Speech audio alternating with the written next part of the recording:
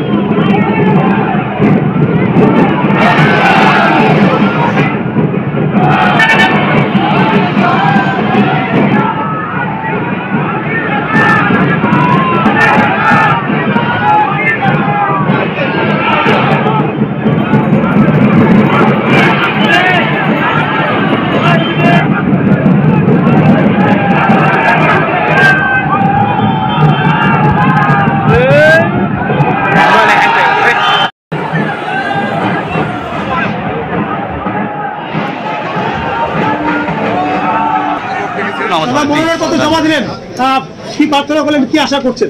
বিপুল ভোটে আমরা এই সিট মাননীয় প্রধানমন্ত্রী শ্রী নরেন্দ্র মোদীকে আর একবার উপহার।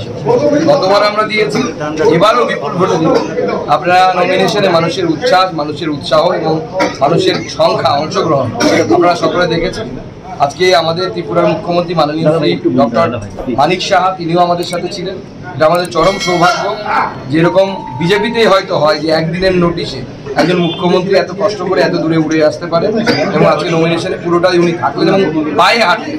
সুকান্তবাবু, আজকে র্যালিতে আপনি একটা ট্রেনের ট্যাবলো রেখেছেন, এর মাধ্যমে কি বার্তা দিবেন? দেখুন, আমরা যেটা করি সেটাই আমরা রাখি। আমরা শিয়ালদা বালুরঘাট ট্রেন, যেটা এই জেলার বহুদিনের আশা ছিল, আমরা সেটাকে করেছি। দিল্লির ট্রেন মানুষের বহুদিনের আশা আকাঙ্ক্ষা ছিল, সেটাও অ্যানাউন্স হয়ে গেছে, চালু হওয়া শুধু সময়ের অপেক্ষা। সেই ট্যাবলো দিয়ে আমরা মানুষকে সেটা প্রচারের কাজে ব্যবহার করেছি। দেখুন, উনি কালকে গত পরশুদিন সম্ভবত 400 লোক নিয়ে নমিনেশনে এসেছিলেন। সংখ্যা কম হয়েছে বলে উনি হাটেলেননি মিছিলে। তো ওনার যদি ওই 400 লোকে যদি 1 লাখ মার্জিন হয়, তাহলে আমাদের আজকে লোক সংখ্যা ওনার কত গুণ ছিল আপনারা হিসেব করুন। তাহলে সেই অনুসারে ওই কিন্তু মার্জিন হওয়া উচিত। যদি এখনো আমাদের খবরের দর্পণ চ্যানেলটি সাবস্ক্রাইব না করে থাকেন, তাহলে এখনই সাবস্ক্রাইব করুন, সঙ্গে বেল বাটনটি ক্লিক করুন আর পেয়ে যান সব খবরের দ্রুত ভিডিও আপডেট।